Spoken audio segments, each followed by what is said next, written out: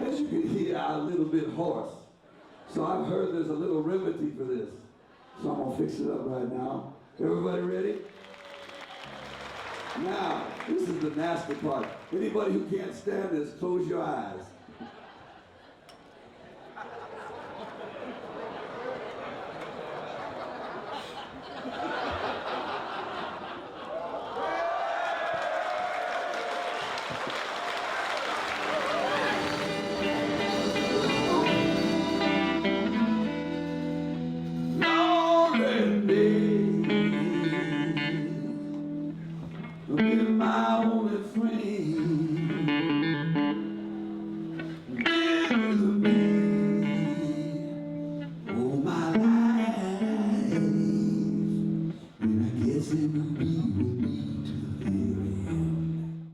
For me, you know, I only do songs about my life. I don't do nobody else's songs, most part, and I just sing about pretty much what it was like wandering around. That's what I do. If you like to call it the blues, that's alright. Help us, can I have a witness? That's alright. That's alright. That's alright. That's alright. That's alright.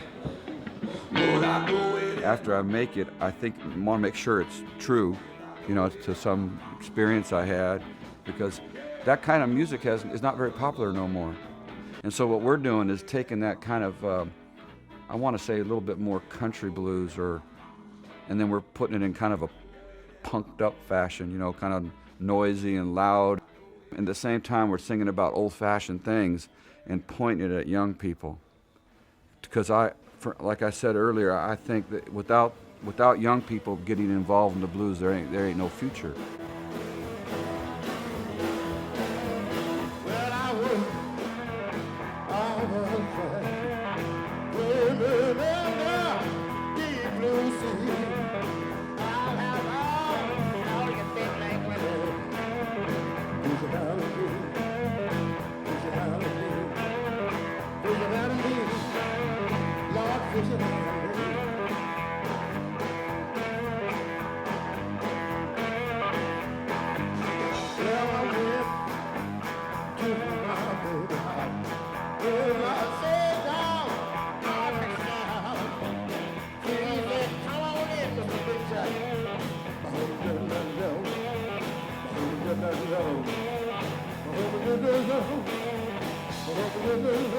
We're calling this Echoes Across the Tracks. Echoes Across the Tracks.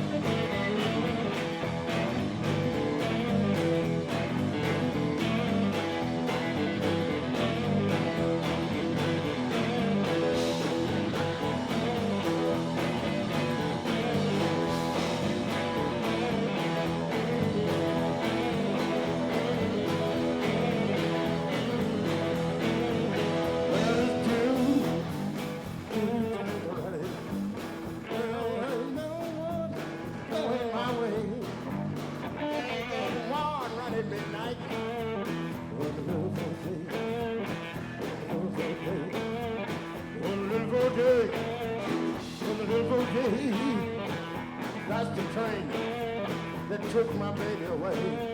They took my baby, took my baby. They took my baby, took my baby. They took my baby, took my baby. Took my baby away. Took my baby away. Took my baby away, Lord. Took my baby away.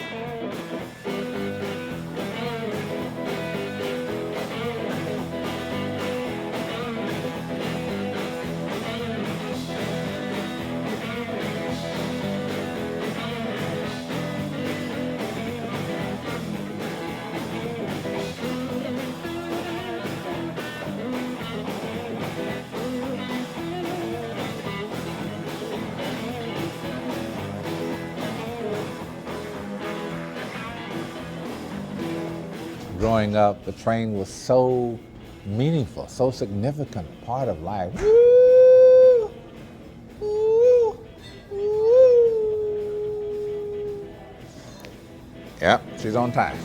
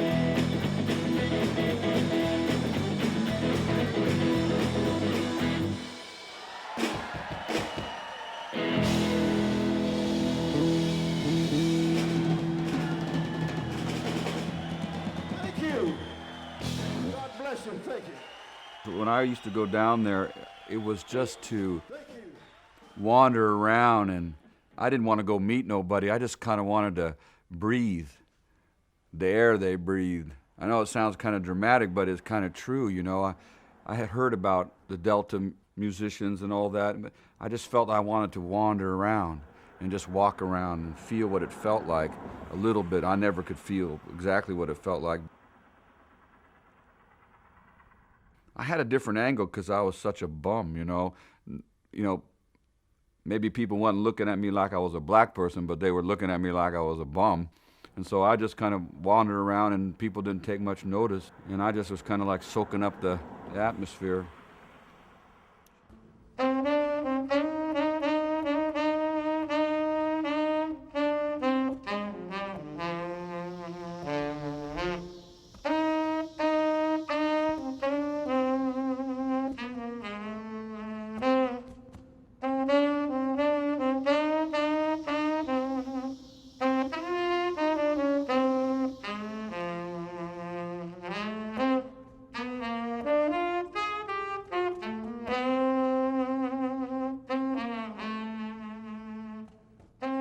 Time I was in Cedar Rapids, Iowa, and I was on tour, and I'd been downtown. I saw no black people, you know.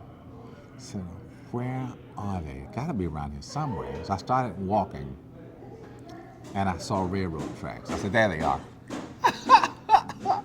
I crossed the tracks, and what was the first thing I smelled? Barbecue. Went right to it, sat down, ordered a mess of ribs. Blow train, blow. Go train, go. Go train, go. Go train, go. Go. But the tracks, I always think of that, you know, because where I lived in Greenwood. I grew up in Greenwood, Mississippi, and I lived in an area known as Baptist Town. And you couldn't get into Baptist Town without crossing the railroad. No matter which direction you came at us from, you had to cross the railroad, because we were bounded on one side by a creek, a wide river that you couldn't cross. Gotta get across the tracks.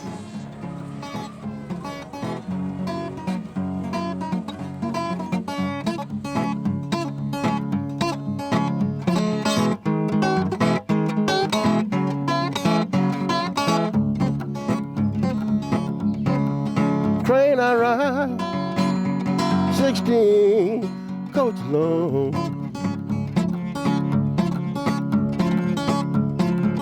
Train I ride, 16 coach long. Well, that same old train took my baby and go. And guy brother, hey, cocking up the heels, man, and jumping all night long. You got that one guitar, that's all you needed. in this country, it seems that there's always the dividing line between the haves and the have-nots is the railroads. You know, the blues echoes from the other side of the tracks, from that side of the tracks, so where it's deep and dark and murky. A legend has been laid for the times of friends. I sing for my friends.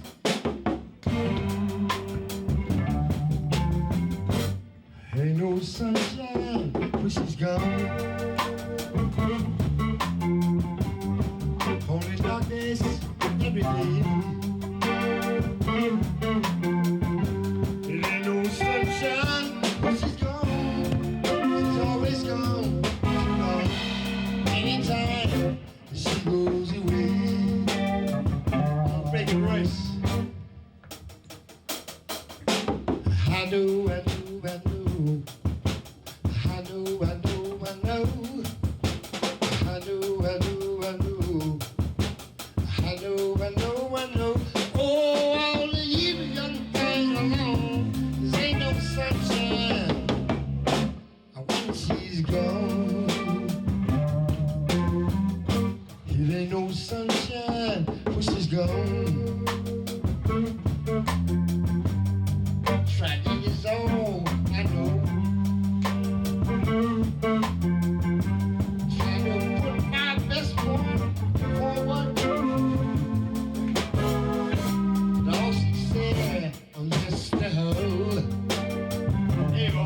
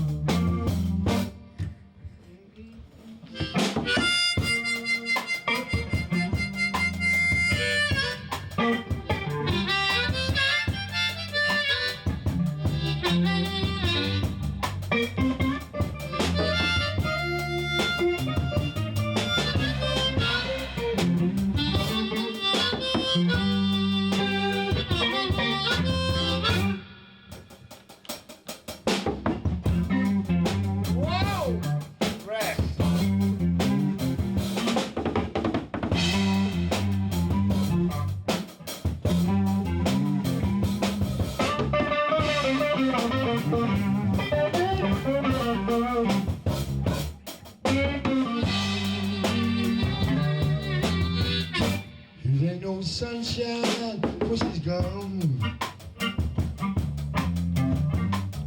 Only cloudness in my day.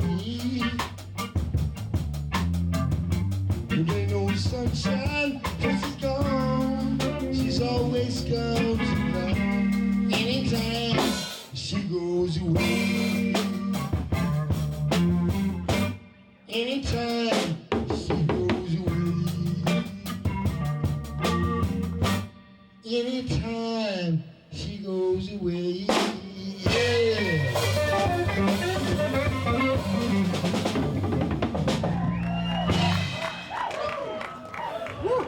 So the music that we learned to dance to at a serious blues beat, that's the backbeat, 4/4 time. And right now, you would be hard-pressed to find anyone who knew how to do the Lindy Hop. But blues is what can give you that, you know. And so, if you ever go into any club and they're playing that kind of music, it's not rock and roll, it's blues. It's blues rock or blues whatever, it's got that backbeat on it. And I don't know why they call it a backbeat, except that that's that wow, wow. And I'm driven up by that. I hear you, man. I hear you.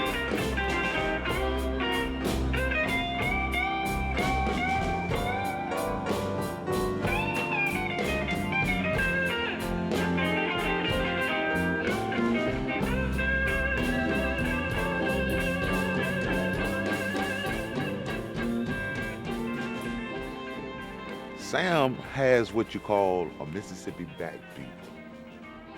And that backbeat started way back with Robert Nighthawk, Robert Johnson, you know, it goes all the way back.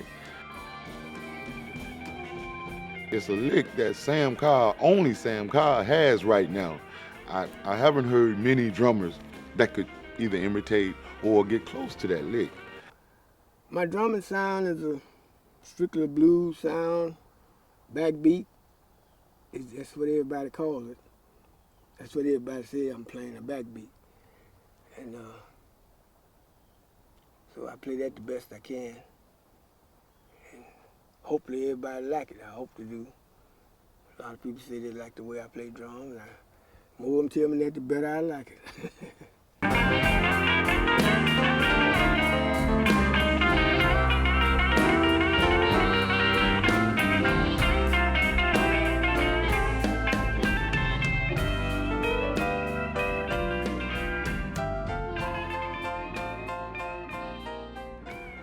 Like Clarksdale, he's coming back to life. He's been rose and fell a couple, 2 or 3 times since in my time. They're trying to rise back up. They got 5 or 6 bands playing in there. I have known when every corner about had a band in it, and it's playing, sometimes one main band. And then it just died down. Maybe one band in the whole town. The rest of them just give it up because got a job, working them long hours. When they come in, they got to go to sleep and everything. So he just let it alone. Otherwise, they got to live. He wasn't making enough money to live out of it. So some of them just let the whole thing alone. Wasn't guitar, but me and Frank and Sam, you know, we had a little band, you know. And we come in to play, man, shoot, man, folks would follow us, man. Woo-woo. Big Jack had a club here in Clarksdale once called the Black Fox. And he used to have a band there every weekend, sometime through the week. There was always something going on there. It was a real live club. We had a follower, man, I tell you. We was tough, man. That's all to you. We was tough. When we really was playing, we like to play with me and Frank and Sam.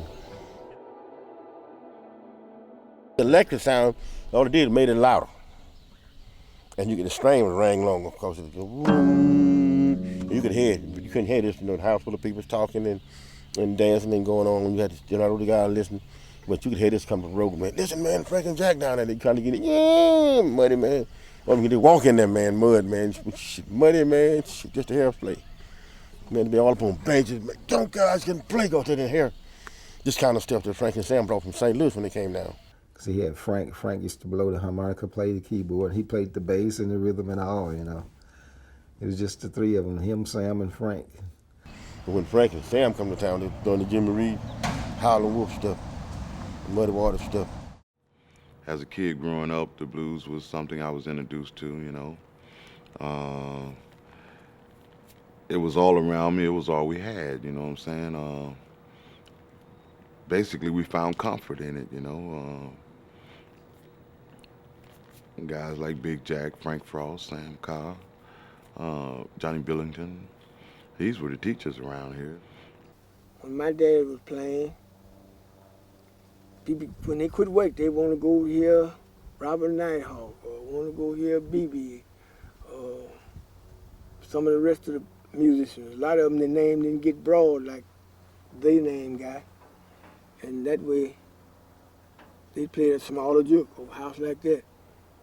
Well, maybe 30, 40 people could get in, and that's all. A lot of them was playing good. Man, you go by there, you hear the old guitar way out here, and they have no lecture. Whangy, whangy, whangy, whangy, whangy, and they dancing and having a good time.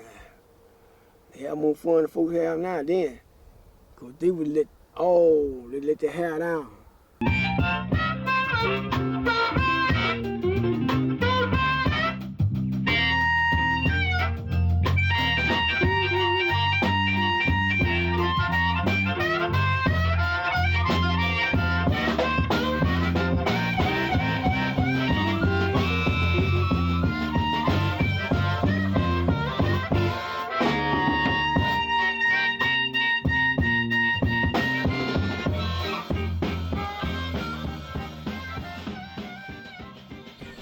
And we had fun in the country, because when we left Clarksdale or wherever we were playing in the city, we went out in the country. It was country jukes then. You could leave there and go out on some man's plantation, and he didn't let the police come out there and fool with you. Just tell somebody, get to shooting something. There wasn't no killing back then. People didn't kill nobody. Get to fight, man. Next morning they get up. Hey man, you blooded my nose, man. You like broke my arm last night. Why you do this? But I'm sorry, man. They one of those partners. That was it. When I was a kid, the nickname for the juke joint was the bucket of blood. Because if somebody didn't fall out every Saturday night fighting with a knife, something was wrong. It was a bad weekend. Nobody was really having a good time. But now, man, you get to fight and I'll be back. I'm gonna kill you. And he come back, he kill you. Now, but all the juke houses is gone now. Got to worry about that no more. All the country jukes is gone. The houses tore down. Everybody moved to town to build new projects. When once somebody move out of one of these old houses, they tear it down, so he won't come back. And they don't need you on the plantation no more because they got machines now. If you got a little old job out there, it's gonna take care of you, feed you, sleep you, pay your rent. Then you're making pretty good money playing music. And the minute you let that job go, look like the bottom fall out of everything. Police don't close the joint up. The guy said, well, no, I can't use y'all tonight. Wait till you drive all the way up there. I ain't got no beer to sell tonight, and all that kind of stuff. You ain't made a quarter now. You done lost that little $2, $3 you did have. I've been through all that. I went to places. If I hadn't had $2, $3 my wife stuck in my pocket so I could buy gas to get back, I wouldn't have made it back. Sure wouldn't have made it back. Juke joint is somebody's business. And they job in musicians. And if you talk to some of these old blues musicians, they tell you about some of the places they've played in and made sure when they went in that there was a back door. Because often they would have to leave running without their money.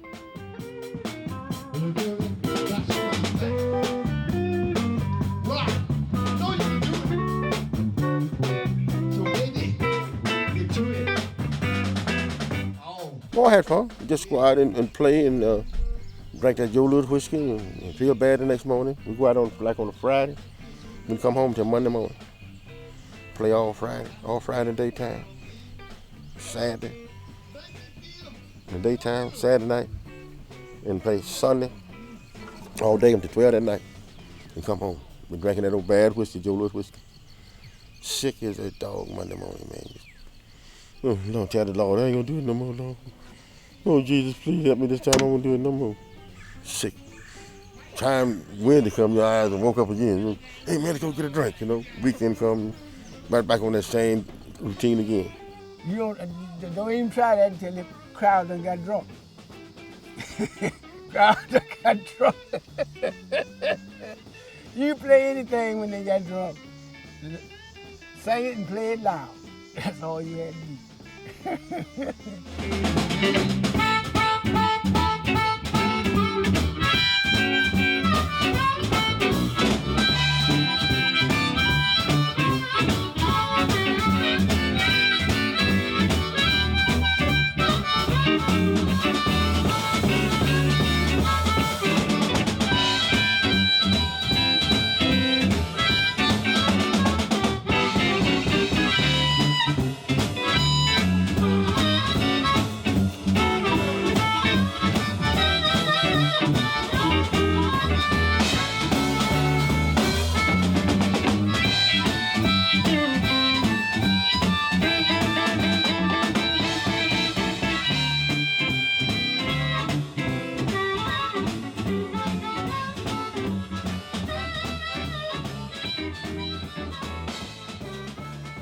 People would come, you see people from all over the globe here, from Asia and Europe and stuff, walking up and down the streets here in Clarksdale saying, where can we find some blues? And Bill and I looked at each other and I said, yeah, you can't really say here or there, because although there are places where live blues is played, there's no guarantee that they're going to be there this weekend, you know, or what. So we need to do something about that.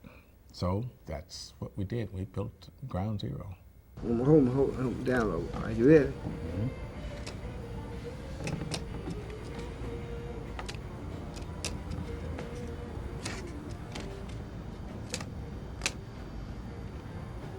Mm-hmm.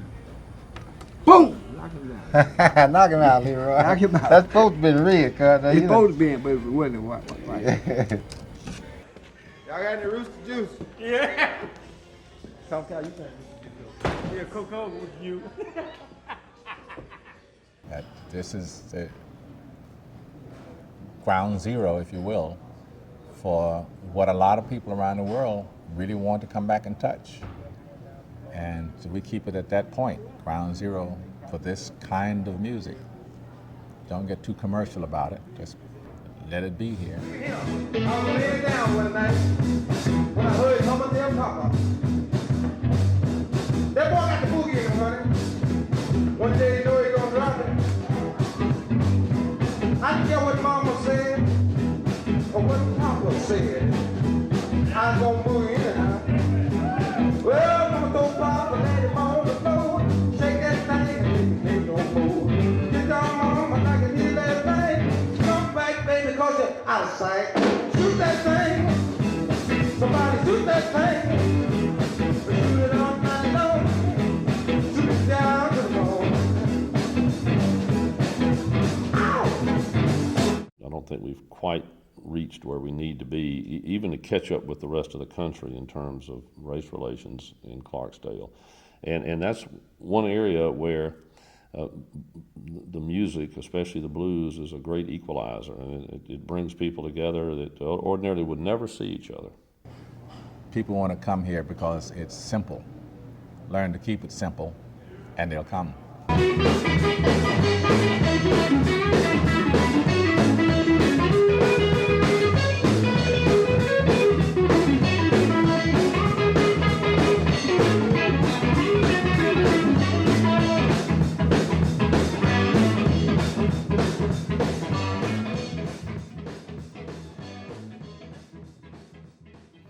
I've been kind of thinking about the blues. They say the blues will never die, but I don't know. Sometimes it looks like they're fading down. Blues is dying? No, no, no. Music doesn't die. Music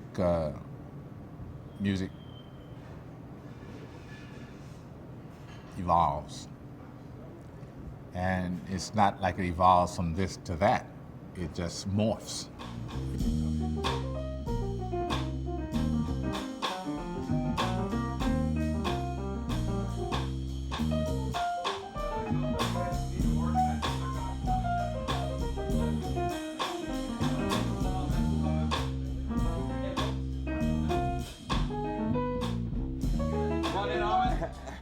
All right.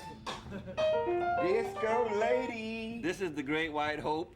My young man from Almond here. All right. Nice to meet you. Okay. He's a young fella. All right. Play the hell out of things. Nice to meet you.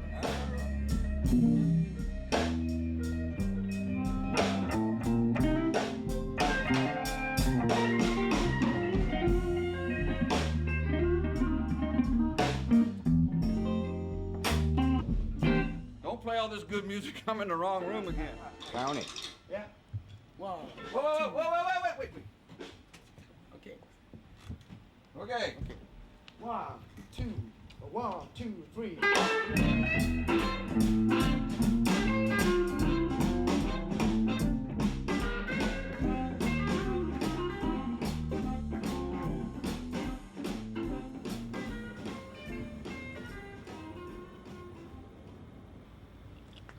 They're the guys I've been listening to since I was like 10 years old. And all of a sudden I'm in the middle of the room and Willie Big Eye Smith is pounding the drums and Snooky Pryor was there. And I was shaking like a leaf, you know. Because they're like, I got so much respect for those guys, what they did and what they experienced. And they're it, you know.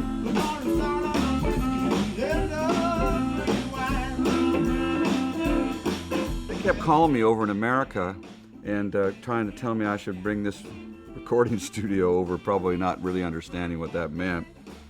But I was so intrigued with what they had done here that it was like it wouldn't leave me alone, you know. And I had no intention of bringing no recording studio nowhere. I was kind of done with doing that stuff, and so it was a funny thing. I just couldn't forget about it.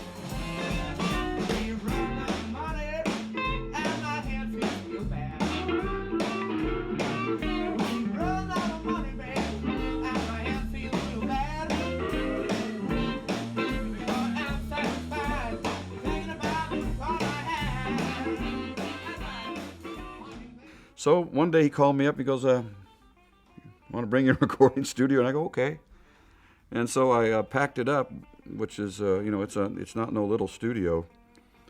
And we had a 40-foot container show up, and we sent it through the Panama Canal. And about a month or so later, it arrives in Notoden, and we flew over here. And I think that people were a little shocked. But this thing that they do here, this honoring the blues the way they do, and trying to keep traditions alive that we in America seem to want to let slip all the time. I don't think I would have come here. I wouldn't have got pulled, because it's a huge deal bringing a recording studio around the world and moving a family and making a commitment to come to a little town like this.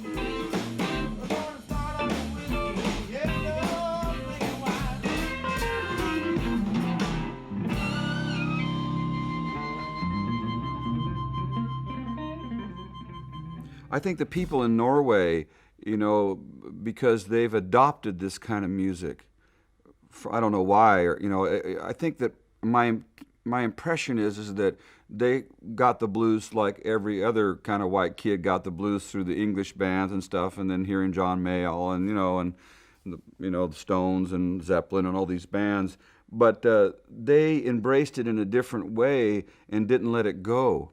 And then got deeper and deeper to where did those guys learn their music from, and where did those guys learn their music from.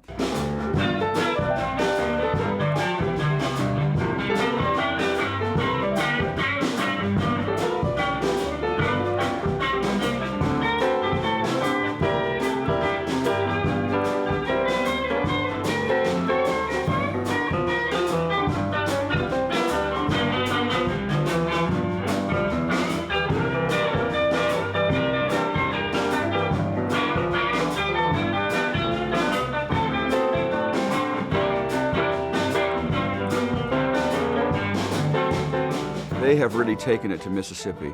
It's certainly in Notoden. They have taken that right to the root there. But then they started, like, you know, people really wanted to know. And they've really brought it down to the, you know, right down home. And I think, from what I understand anyway, that's the whole Clarksdale connection. It was like an initiative from these people in Norway to go there and research and to, you know, smell it. And to, you know, try to figure out what happened and where did all that come from, and what made these people, you know, start singing like that and stuff and playing. See, this ain't the first time I've been to Norway. I've been to Norway several times. It's just as much different in Mississippi and Norway as it is daylight and dark.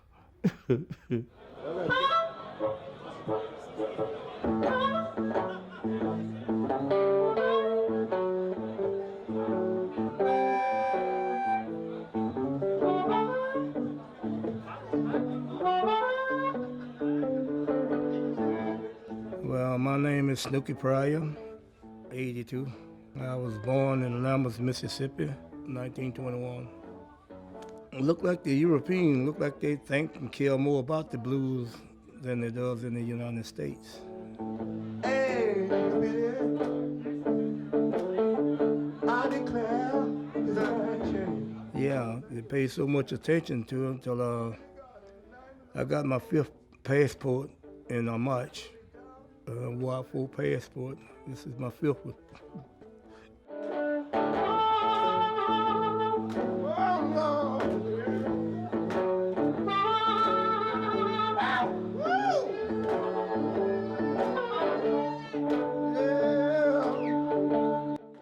Oh, it feels pretty nice.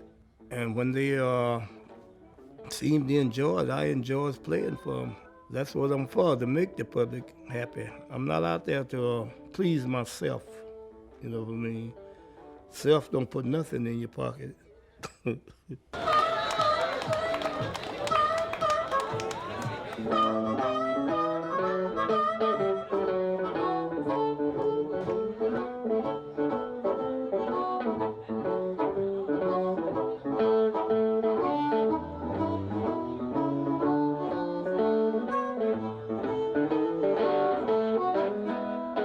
Baby stayed out all night long. She didn't come home until the break of day. Shake your boogie, shake your booty. Shake your boogie, shake your boogie. Shake your boogie, your boogie's all right with me. Yeah.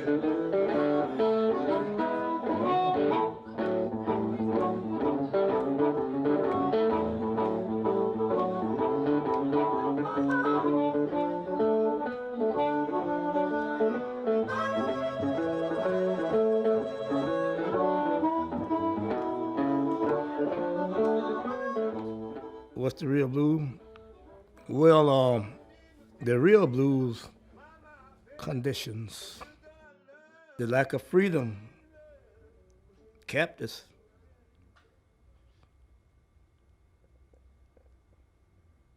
You know, when you without a whole lot of things that a human being need to live and to survive, you know what I mean? That puts you in a hell of a condition. And that's the beginning of the blues.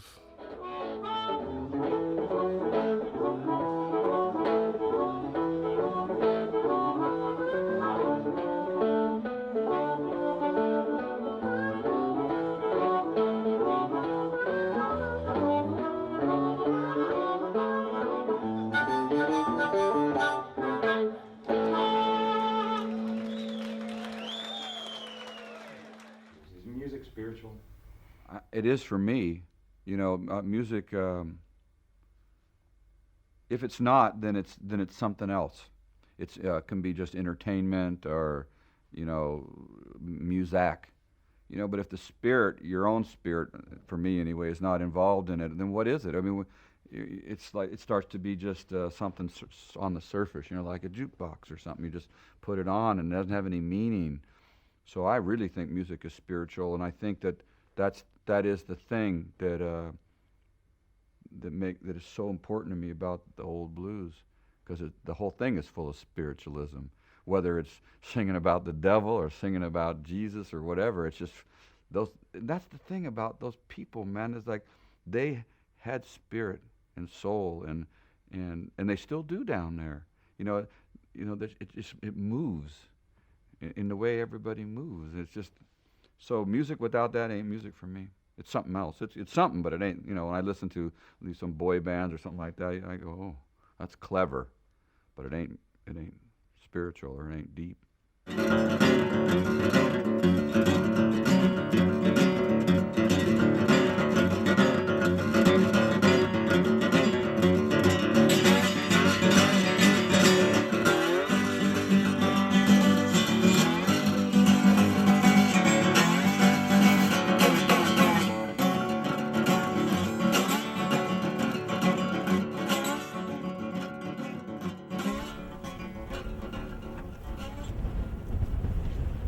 Cold night on the Sunflower River. Wind blowing out of the north. Full moon night. I got the mud between my blood. I got my blood in the mud. I seen this river go up, I seen it go down. As always we've rambled this river, you and I. All along your green valley I will work until I die. If you follow the Sunflower River up from Vicksburg,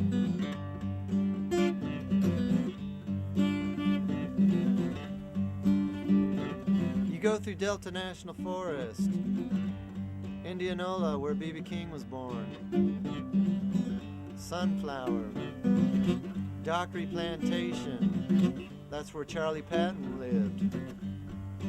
It was on Dockery that Charlie Patton showed Howlin' Wolf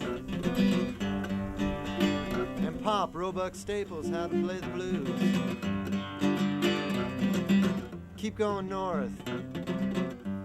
You pass by Mambayou, the oldest continuously inhabited black city in America. Keep going north through Roundway.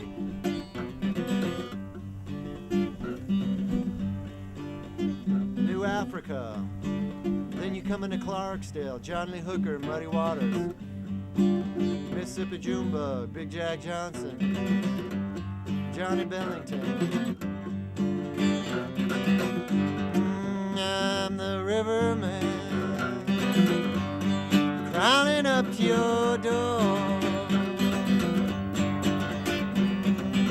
River man, crawling under your floor. I'm the river man.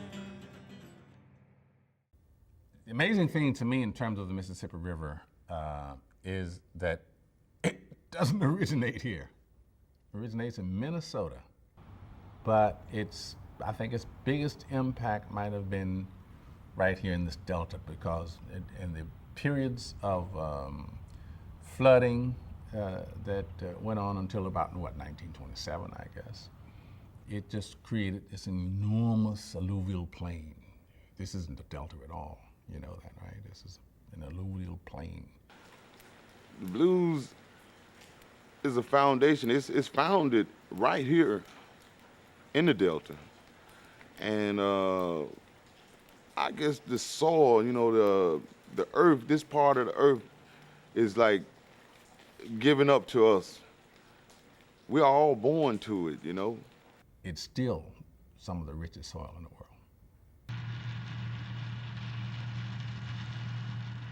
Mississippi is what created the great cotton growing here, the mighty Mississippi, which led to everything else, yeah. And it's still going on, chugging down slowly, muddy, roiling, rising, falling.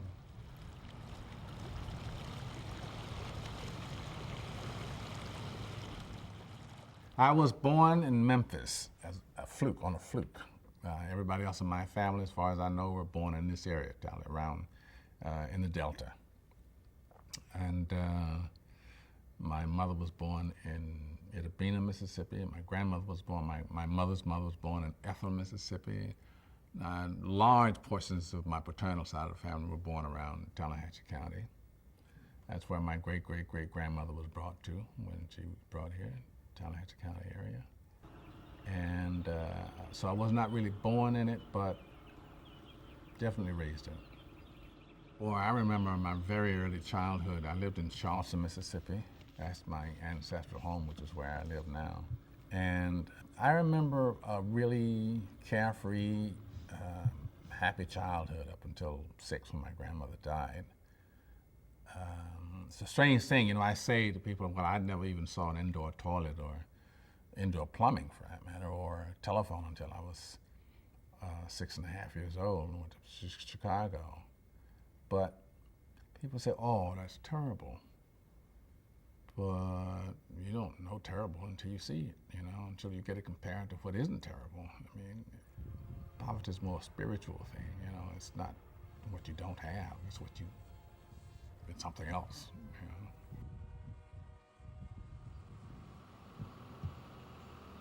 We need to think about that, y'all. 'Cause things done got really Tuesdays now.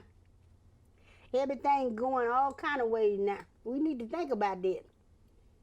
God, there's so many poor peoples, all kinds of poor peoples, and they over yonder getting treated all kind of ways, like dogs, killing them like hogs, dragging them like cows. They really is doing that. And I'm so glad that you and I and you and I and I and you, that we ain't over there. All we can do is pray for them people who's over there. That's why I could make up this song so good. And I just sit down and thought of it and wrote it up about Lord help the poor and needy. That's for everybody in the world. That's what I sung that song for, because there's poor people everywhere. Lord help the poor and needy in this land, in this land. Lord help the poor and needy in this land, in this land. When we all rise together and face the rising sun. Lord help the poor and needy in this land, in this land. Lord help the gambling man in this land, in this land. Lord help the gambling man in this land, in this land. When we all rise together and face the rising sun. Lord help the poor and needy in this land, in this land. Lord help the sinner man. Yeah, boy. Let's get to it, boy. Let's get to it.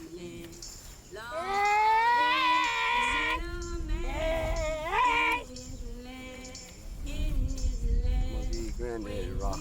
Yeah. Wonder can you still order them roofs? Sure. What sure? Yeah, you're looking good. All right. You looking good too. Yeah, I feel all right. You looking good. You didn't bring your guitar. We could have played a piece. Sure could. Yeah. You didn't bring your guitar? Well, Sherman got one in there.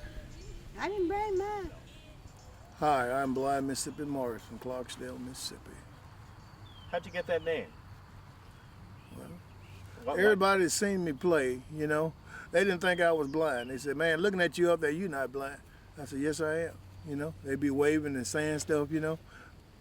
And they thought I was, you know, stuck up or something, you know. I said, no, I actually didn't see you, man, because I'm blind, you know. This is Jesse Mae here. She lives at Centola, Mississippi. And she's at Sherman Cooper's farm. And First tell me, say, hi, I'm... And I said, hi, this is... Don't have me to go nothing twice because I mess it up. I'm Sherman Cooper from Como, Mississippi, and I've lived on this old farm all my life. And the farm was bought by my great-great-grandfather from the Indians, I think around 1840 in that neighborhood. This is Jesse Mae here from Centola, Mississippi. How that do? Horn sweet pea. Horn sweet pea. Horn sweet pea is down on Sherman Cooper place.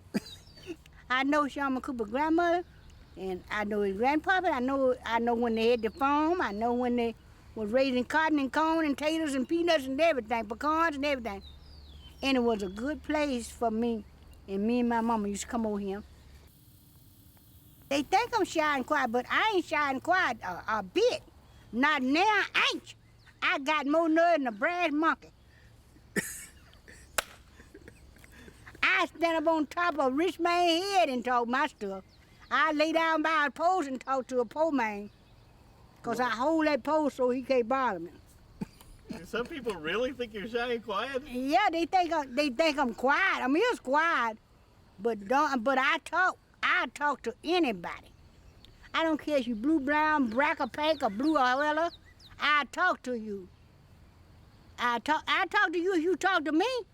Yes, you say, hey, Jesse Mae. I say, hey, soldier. And you could bring up a conversation. I stand right there and talk to you.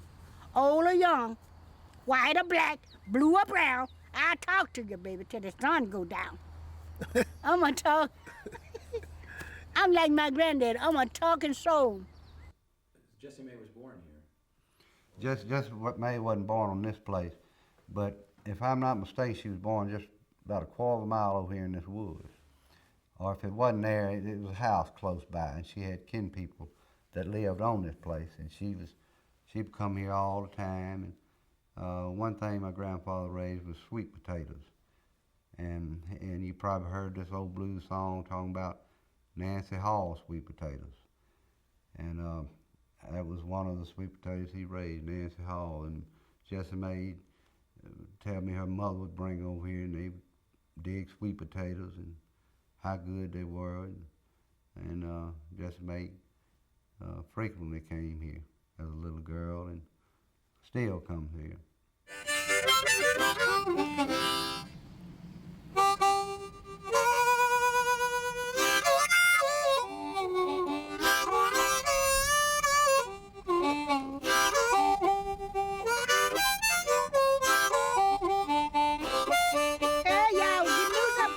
One summer day, she went away. She's gone and left me.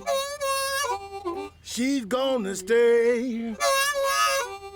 My baby's gone, and I don't worry, because I'm sitting on top of the world.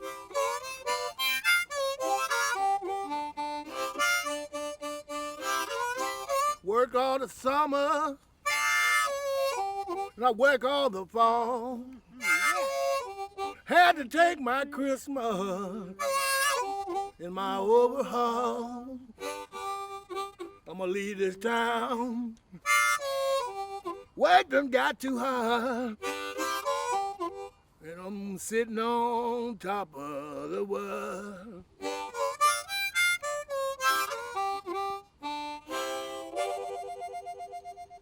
Standing on the corner, you know that said it. Blow that voice. I'm standing on the corner with my head in my hand. With my head in my hand. With my head in my hand. Looking for the woman, I ain't got no man. Looking for the woman, ain't got no man. Yeah.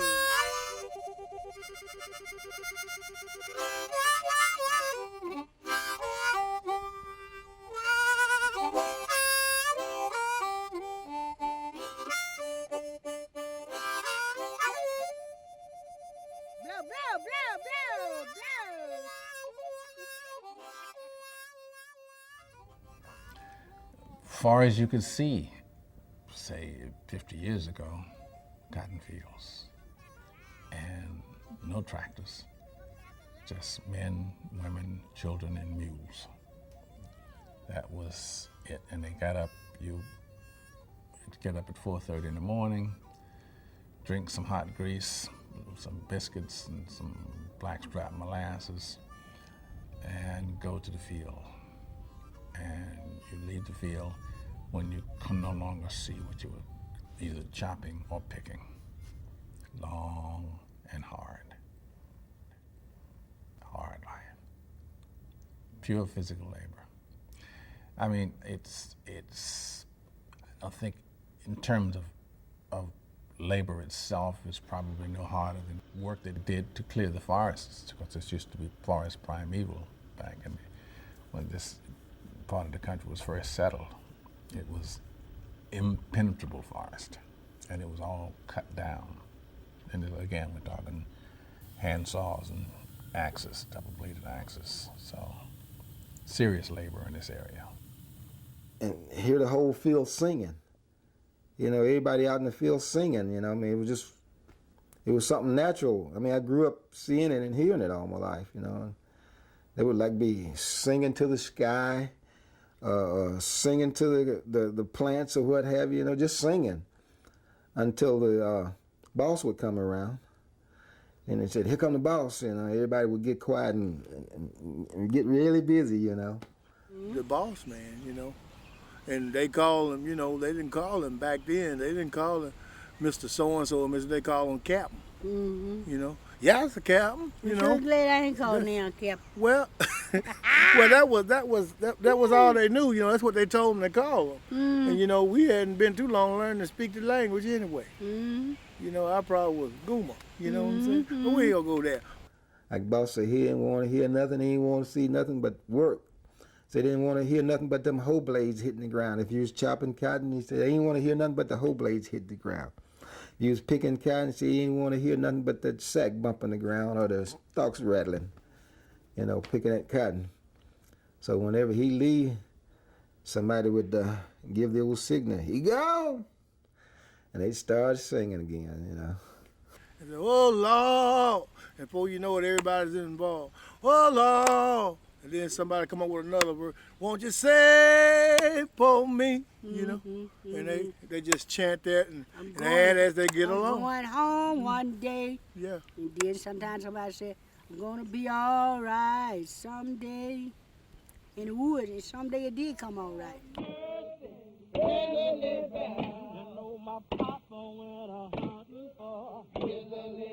It's kind of like medicine. That's kind of like medicine. It's like nourishment for the soul. Yeah. That's what blues does. Cause some folks be playing and chopping cotton, be so hungry that they can't hardly stand up. Get to singing a song, forget all about it. Forget all about that. The bottom line of the blues. It's the old African work field hollow. You want every hammer or spade or hoe or effort to come on the exact same beat. You got to establish a rhythm, and that's your hollow. It's easier to work when it actually creates a rhythm for your work, doesn't it? Yeah, it made it easier because he was more like in prison, and he was like, you got to do this.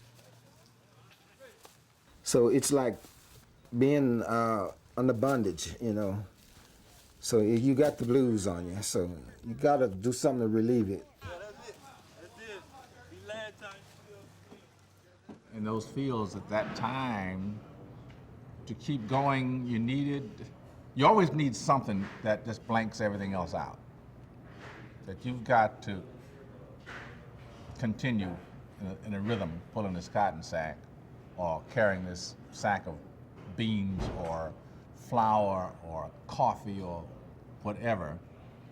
You don't want to be there doing it someplace else. So, you know, like, other than just screaming, ah, you know, getting the pressure off, sing. And it eases it off, you know. And right there is the birth of the blues. And it's the African call and response holler. It's what really got it started. You know. It took me a long time to realize that I had been around a lot of people who were, you know, legends, not with anybody but history. You know, they were part of some type of history that's just not documented much, you know. And so, and to realize that I actually had listened to them talk and heard their stories and stuff like that, you get that feeling of, wow, you know. So I'm very conscious now, and have been for a long time. I don't know what I do about it particularly, but I'm conscious of history, you know. And I'm a little bit more awake now when I see people who have, or anyone for that matter, you know. It's like important to be alive and not be somewhere else on the day that you're living. You know, you ain't home, where are you? So, you know, I think it's made me much more conscious just watching, being part of a vanishing lifestyle. That thing certainly made me, when I got into my later year, you know, probably started thinking a lot about when I was in my 30s or something, you know, tried to think, wow, man, there ain't nobody doing that no more. And all them guys are probably dead. So, you know, there's all that story. It's the same thing with, in a way, with all the old blues legends, you know. They were around and now they're not. It's important to recognize old-time blues artists the same way it's important to recognize your own roots. You know, it's always important to know how things began, why they began.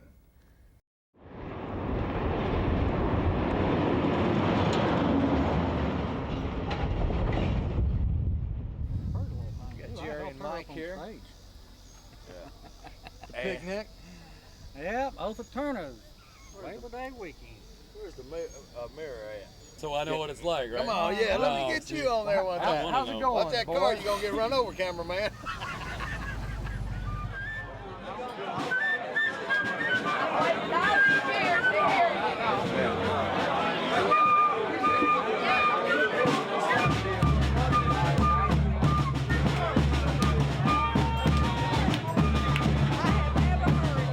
Oath of Turner. I know Oath has been around since right after Moses.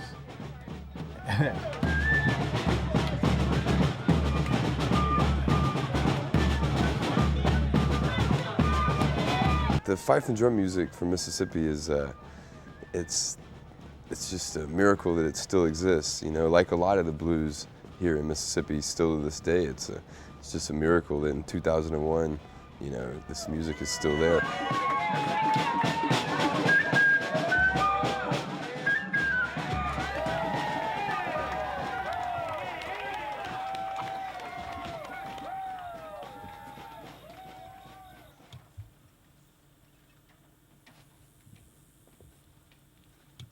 This is a fishing cane here, you see, don't you? That's what you call a fishing cane, that's what it is. That's what I made this fight out of, on these cane. Out of fish cane, just like this. Laying down on the ground, nobody have no idea. It's like you step over, you wouldn't have no idea what that cane got in there.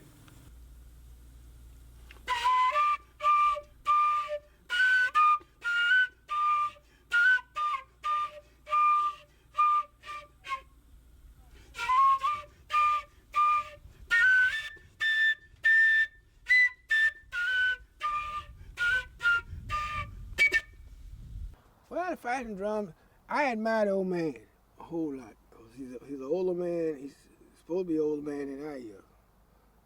I think he's 90 something. 93. 93. And man, he's near about 25 years, 20 some years older than me. And I can't get around as good as he can.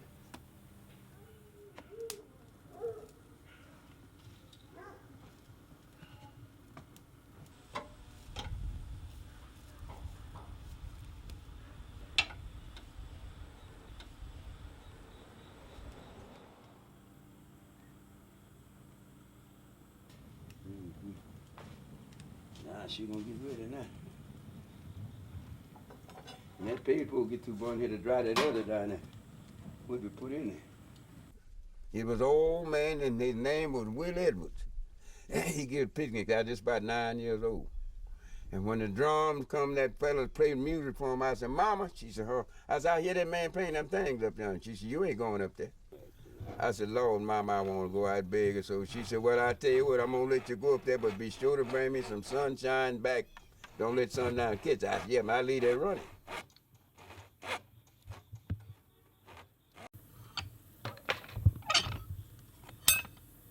But he made me a fight. About 2 weeks after, oh, sir, I said, sir, passed right by. I said, come here. I run up there. He said, here your fight is.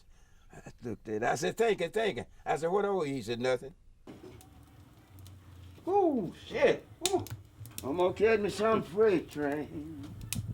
Well, it done that hard. But that night she gone. And I don't worry. Sitting on top of the world. I've been days I didn't know your name. Why should I worry? It's all in vain. When now she gone, and I don't worry. Sitting on top of the world. You work all the summer and all the fall. I had to take Christmas in my overhaul. But seemed like she gone. First over.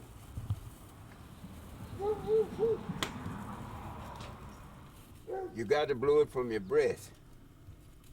Hold your breath on it. Them holes is in a cane, just like keys on a guitar, or piano, or something. It's the right note you got to hit to break it for.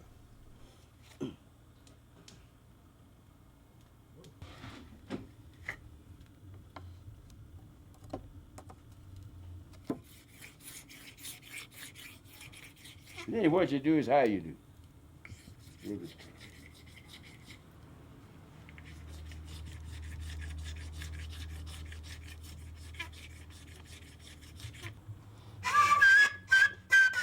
Oh, yeah, you're fine.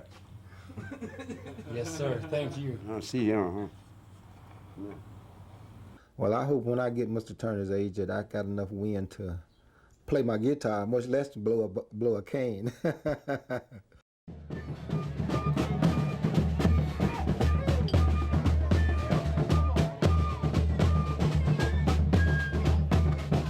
But the fife and drum, Other says that it's a calling thing, and it was a quieter life back then, and the drums carried for miles and miles and miles, and because you know it's pretty loud, rocking sound.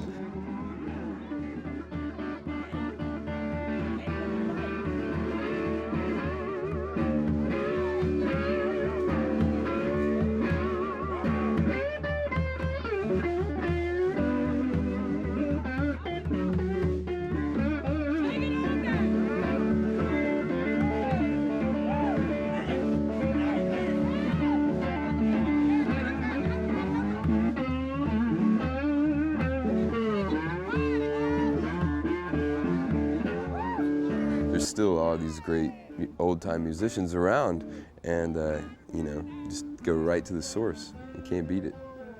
And like Other Turner, he was. We were friends for years before I ever took my guitar down to his house, and I just finally did when I felt it was right.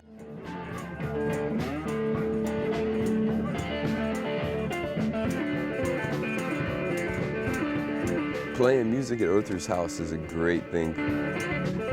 I didn't really even realize it, but he and Fred McDowell were neighbors and best friends, and Fred was always one of my favorite guitar players, and I went down to his house and played some Fred McDowell, and he freaked out. He didn't know where I was coming from with that. He's like, "Boy, I didn't know you could do that. What do you, boy?" And took off his hat and threw it at me. "Boy!"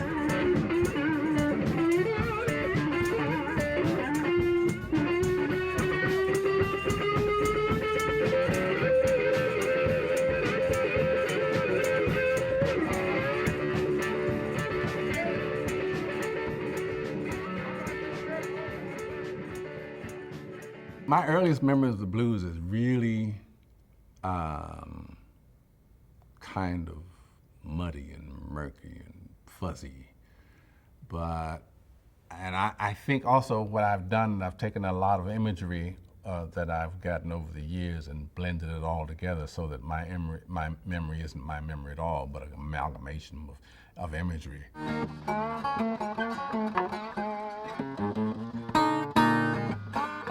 And I seem to remember as a little kid this event. There's the event of some old guy with rings on, kind of flamboyant looking, playing guitar on my grandmother's back porch. Maybe a jar of White Lightning porch. I was allowed to take a little sip every now and then. Can I have some? Go ahead, let me have a sip of it. Chap your lips. Want some more? I won't hide your corn whiskey, Papa, and I sure won't mess with your gin. Papa been drinking that corn whiskey and sipping on his gin too.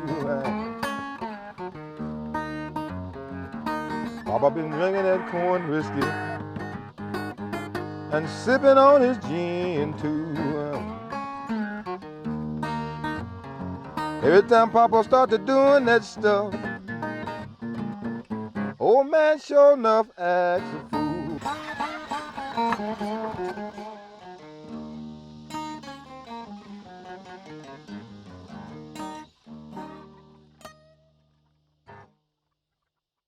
Mississippi has the ongoing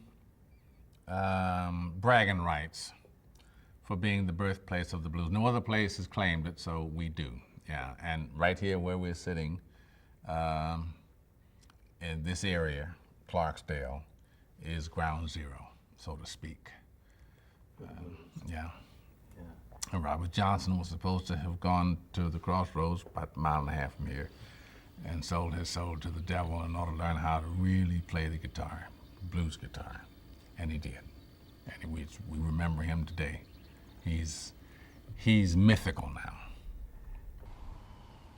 When they say this is the devil's music, what they mean by that is a lot of people couldn't play anything. A lot of people couldn't sing, but they supposedly went to the crossroads and gained these abilities by selling them souls. to the devil, you know.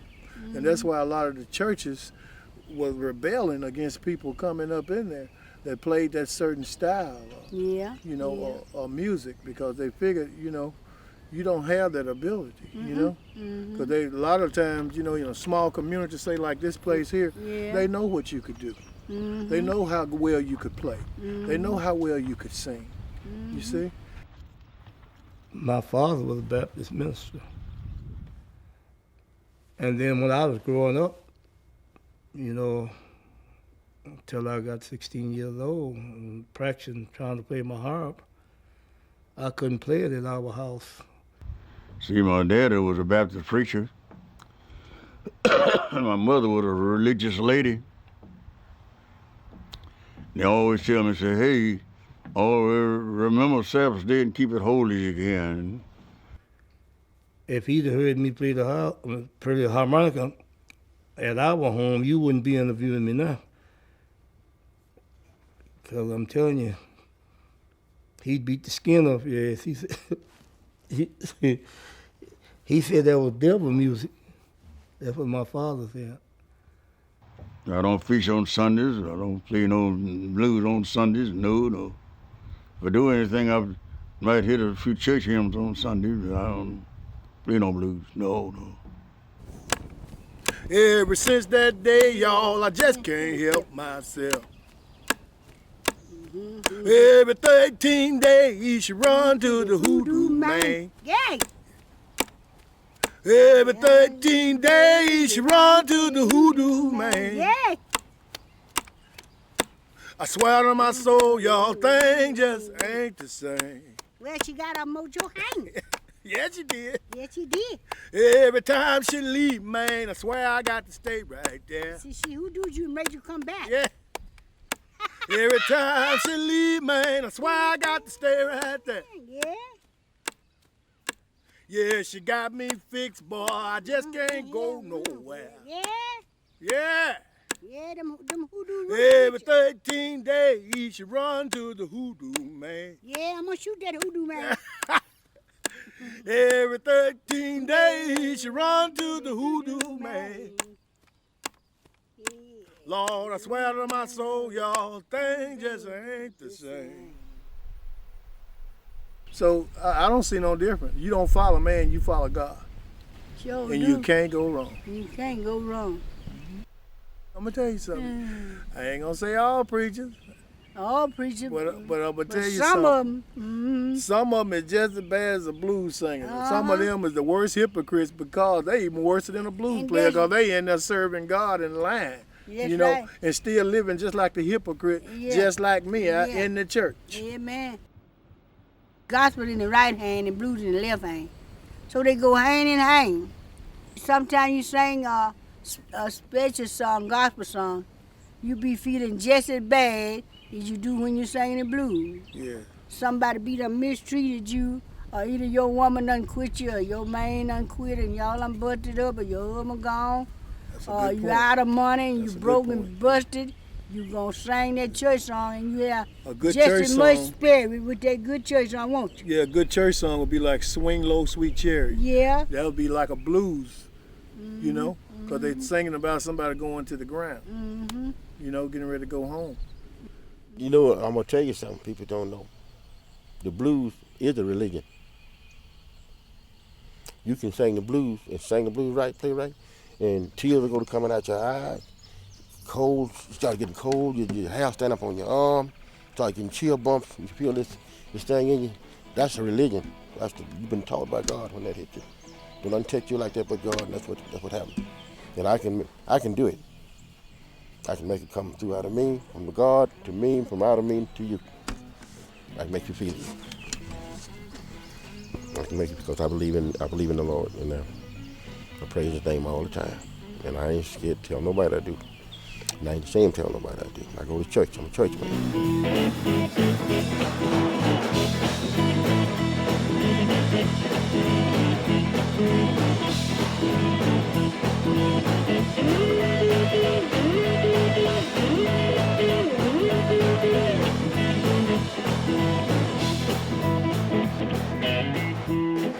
Thank you.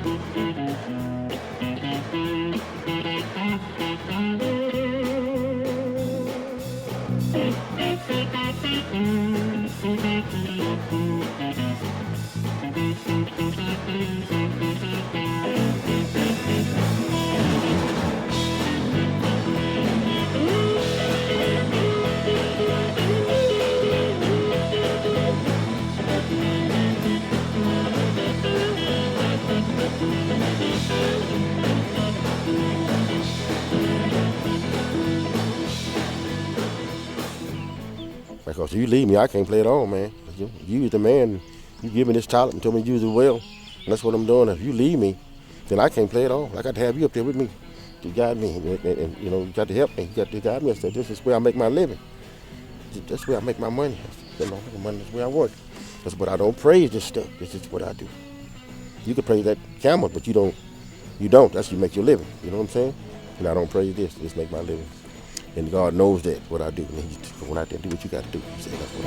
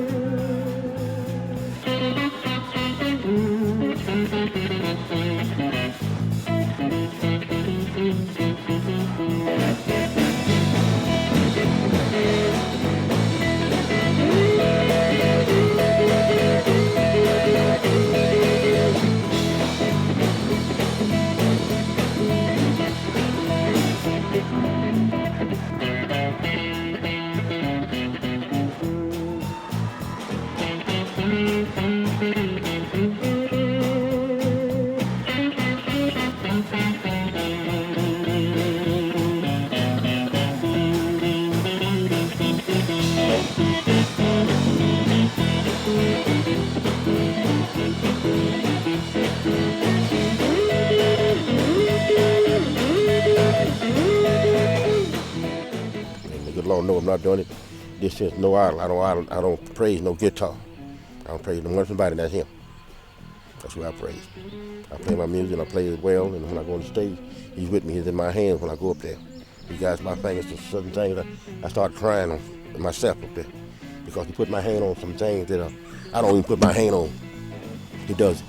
And I tell my wife about it all the time.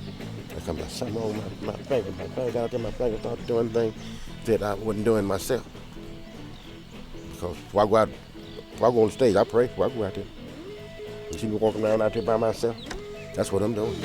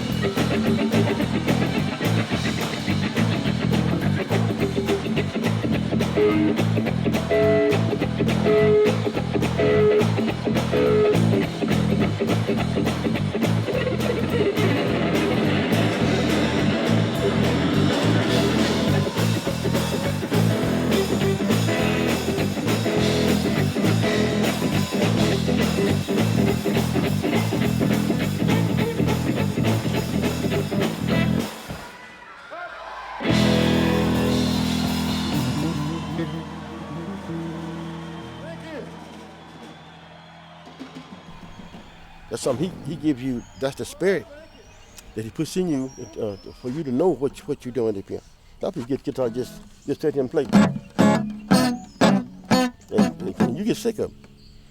When I get it and start playing, when it's time to play, I make you come back and look. Yes, who is that? Who they playing out there, man? You just see the tent go to getting filled up with people. Look, who is that, man? They go to getting quiet. Look, man, you see that guy, man? You hear that guy? That's something God give me. You know what I'm saying? That's what separates the other stuff from the blues. Separates the other stuff from the blues. Separate them. People ain't got that. We all mangle up there together. But mine comes apart. You give mine, I give to you. You and you. And when you leave, you're gonna feel something when you leave me.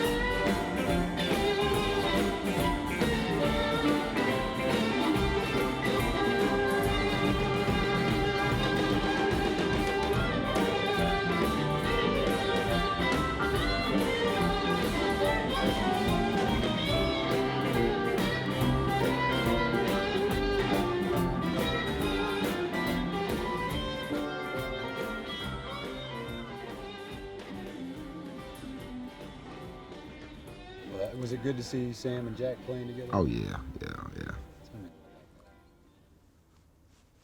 We was at the big stage and I first saw him on there, man, I just stood there and watched him, you know, and out of all the years since I was a little kid, I used to watch him play, and I stood there and watching, and kind of like, mine went zoom back over all of that stuff. I about brought a few tears, man, just standing there and watching him, you know, he still do that same thing with all he's been through and the age he is now, and I thought we saw the last of him here a little while back, you know, when he was in the hospital and all this stuff, and come out and now he's still doing it again. Like it and love it. So this same thing with Sam. Sam was sick here a while back, you know. And I said, well, these guys done had it out. They're tough. They must have ate a lot of jelly rolls. I swear I ain't going to cry no more. Always teasing them guys when they done their first show on the big stage. They say, hey, they got 2 sets of drums up there. Somebody says, no, they got a set in the head. Sam was playing the half set. That was funny. Sam has never needed a full set of drums. Back in the day, Sam would get to playing, man, he'd get good to him. He'd get up off the drums and start beating all up on the wall, knocking on the wall and stuff, and the time would be gone, right, because he couldn't hear him hitting on the wall, and Jack would walk over and be still playing, and he would stomp the foot drum for Sam while Sam got up and show out. Jack would be stomping on the foot drum, and Jack would be playing, and if Frank was sometime would be on the other side, Frank would be blowing the harmonica and hitting on the snare. Sam be all out there in the audience, beating on the tables and beating on the walls and stuff. Hey! I'm gonna break this thing down. I'm gonna play you one from the country.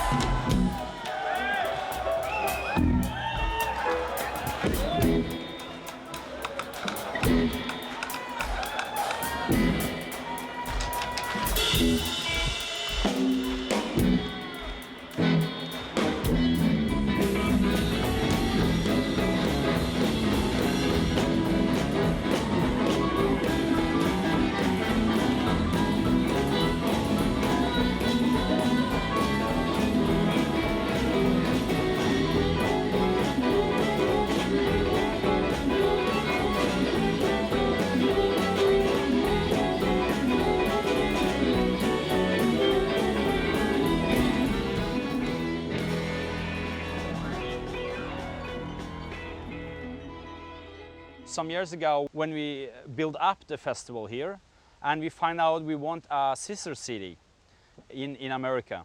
This will be very nice for Northern to have, you know, because we have made so many things in what we call Blues Town here in Northern. So we find out Clarksdale must be the best city to have as a sister city. It was sort of a crazy idea in the first place to pick a small town from Mississippi. The idea of it to me is just so fantastic. When I first heard about it, I thought they were fooling me. What do you mean your sister city with Clarksdale? But we saw it from a blues kind of perspective. So it was originally the festival's idea. So the mayor contacted the American embassy in Oslo. And say we come from Northern and we want a sister city in America.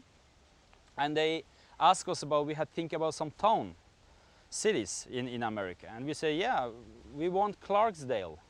And the embassy said, Clarksdale where? They didn't even know where Clarksdale was, you know. You mean Clarksdale, Mississippi? And we say, yes, of course. Worry some trouble, baby. I used to worry, but I don't no more. There seems to be this real sweetness between the two towns.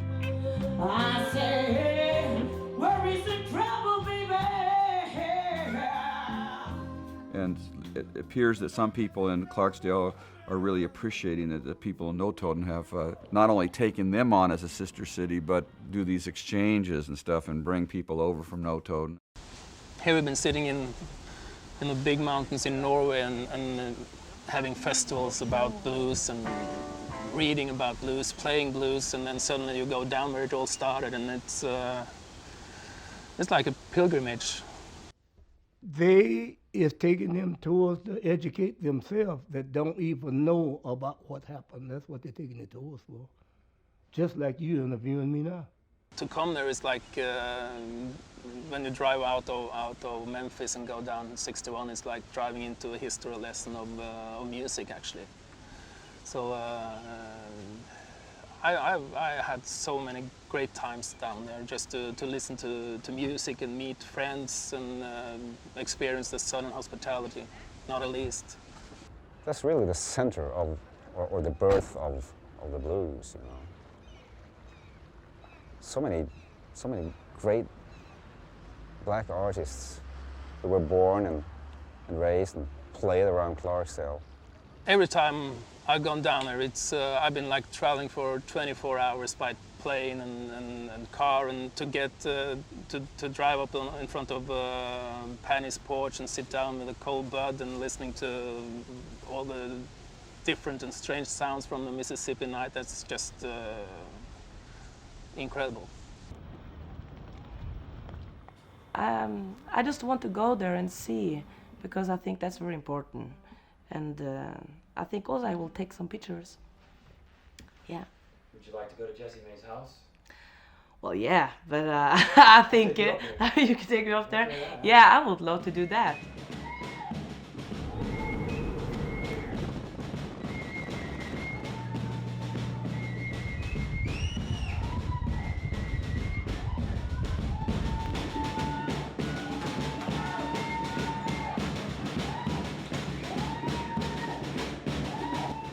I think there's some place where the beat gets just right, and it's the universal beat. And it doesn't matter, you can hear it in almost in any national group. It's about the rhythm of the heart.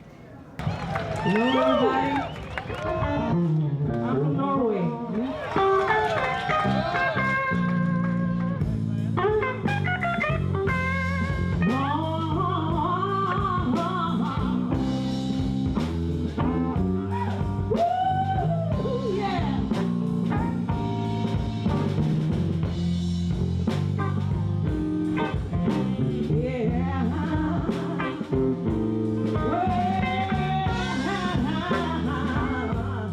When he come up on the stage in Notoden last week, it was funny, very good. And it was also very nice now to come here and take the same song, you know, I Smell Trouble, with him on the stage here. Very good. Lord knows what I tried to do, yeah. Won't you try? Before I even knew that the Norwegians was coming over, and they were so interested and they liked it so well, and people around here was like curious about these people coming all the way from Norway over here to hear the blues, you know, and they're so interested in it. So they said, what's the catch, what's the deal? These are people right here at home who don't know nothing about it. Norway's been studying it for the longest, so these people here at home got interested in what the Norwegians were interested in, and the people from everywhere else, like, why are they so interested in this stuff? You know, like, it's nothing to them, to us, so to speak, you know.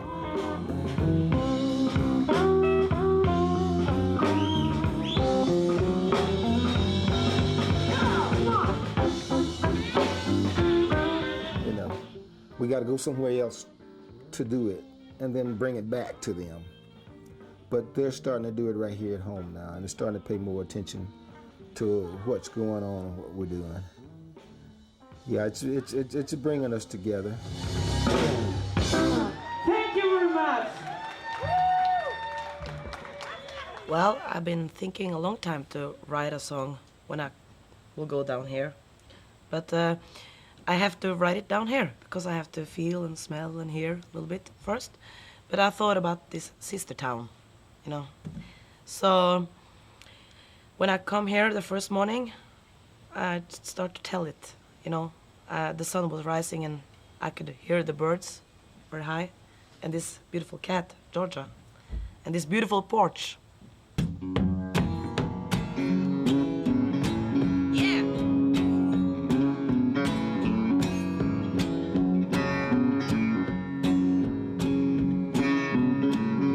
I can see the sunrise. I can hear the birds sing the blues. Oh, the cat Georgia is sitting right next to me on this porch. Yeah, I feel good. Penny took me through the crossroads. I got the taste of the sugar and Delta donuts. Oh, I feel good. Yeah.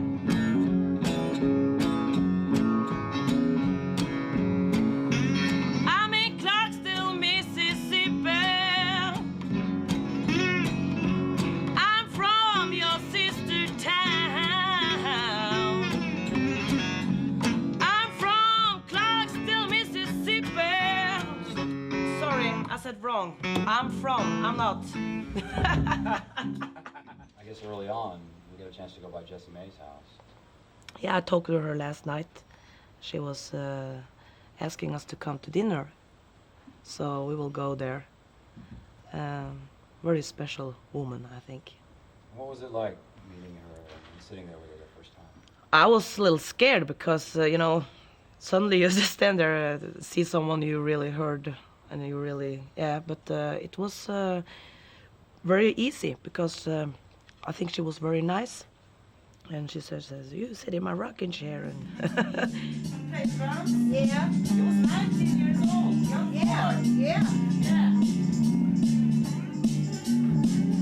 Like it? Yeah. Just be there in my other day, walk a bed. Everywhere out there, watch. Start dancing. Yeah, we out there. Always found the way to the juke joint. Rats. All my friends jump on the stage with a smile on his face, yeah. then we were sitting on the same table and talked, and she drove me home in the night. Yeah. You gotta move. You gotta move. Hey, Jane, baby. But when the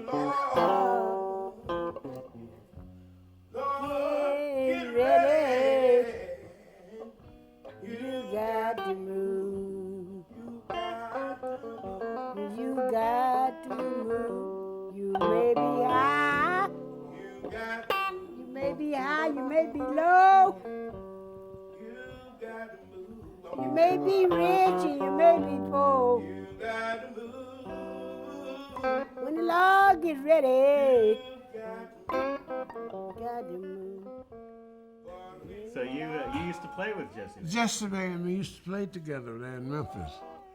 And I enjoyed every moment of it. She was wonderful. Jesse Mae is a great kid. She's got a sense of humor, and you know, and if you know her, you will love her. You have to know her to love her. You understand what I'm saying? Yeah. Once you know her, you will love her. Lord, get ready. Lord, have mercy.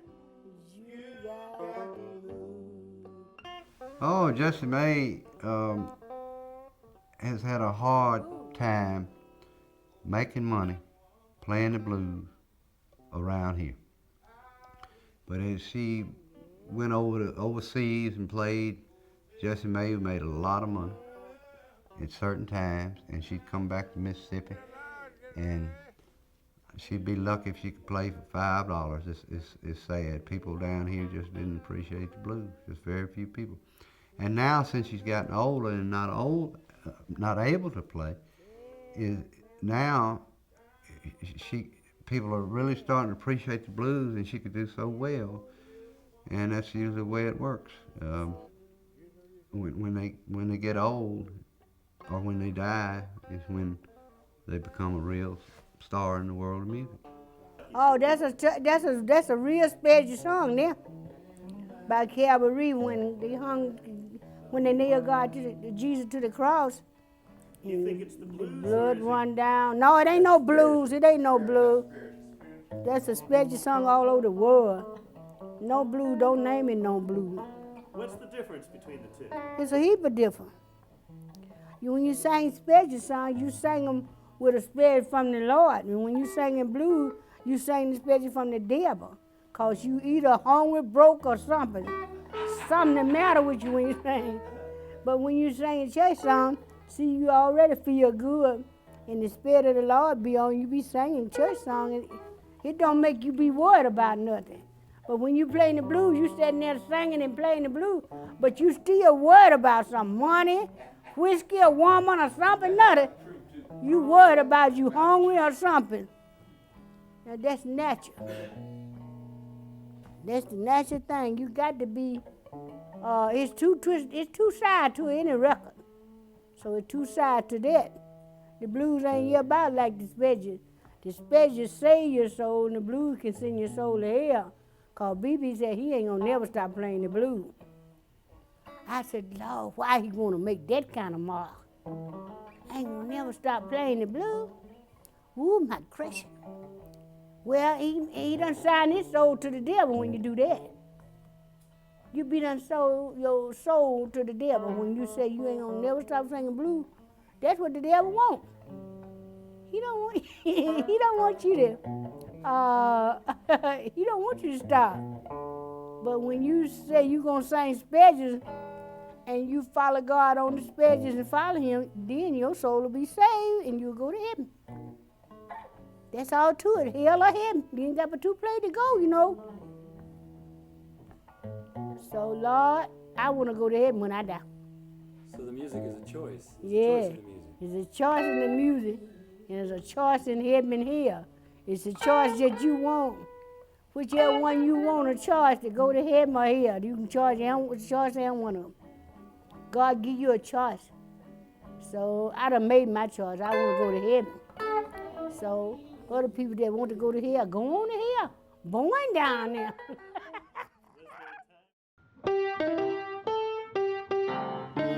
Y'all children better listen to me. I tell you the truth now. I play the blues, and I love blues. I love blues, I love jazz, I love music. Let's put it like that. I love music. It doesn't matter what it is. It could be jazz, symphony, blam, blam, blam. I just love music, you know. And I've been doing it quite a few years, but I haven't been too successful with it, but maybe someday before too many more years now I might be, I don't know, but anyhow. But I just love music. Music is a thing that it soothes the soul, it soothes the mind, it soothes me. I love it.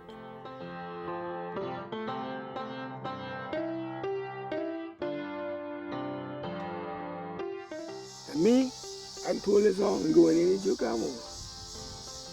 Nobody knows. Maybe one or two. They look at me a long time, stand there and look at me. Find somebody going, ain't you Sam Carr? Put on their cap. And a lot of them tell me, say, I know you by that white hat, which I've been wearing old white hat since I've been playing music.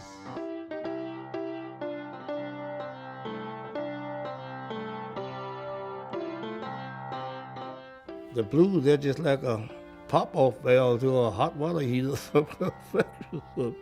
You got to let it off somewhere.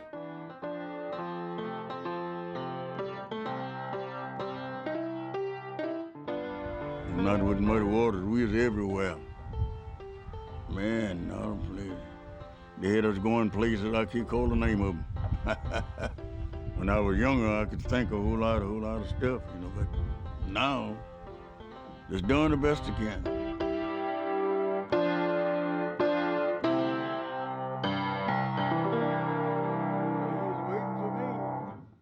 What do you think you'll find when you go to heaven? What do you think you'll find when you go to heaven?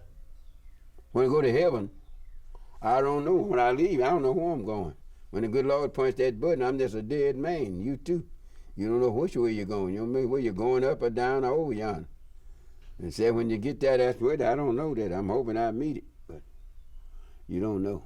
Think you'll be playing the fife? I don't know where I'll be playing it or be sitting up singing or what I'm doing. When the Lord punch that button like that, you could be in your truck or riding. When you get ready, he's going to get you. Sure going to get you.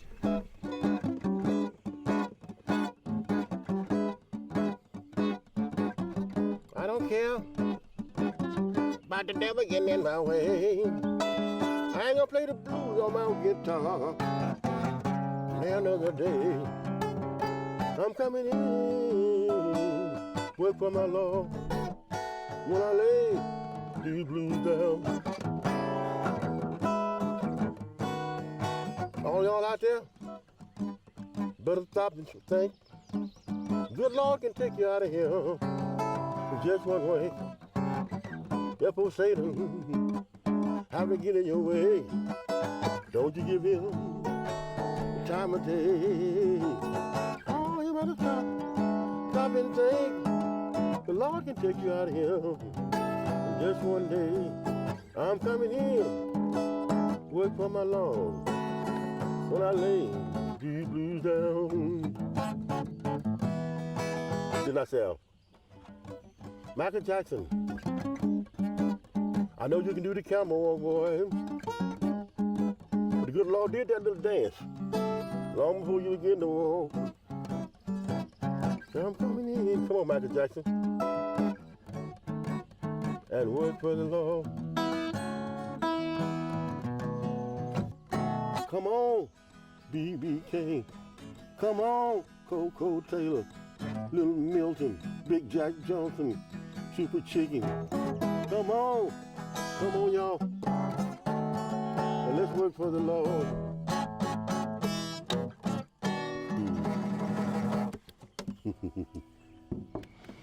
I'm calling all the musicians in.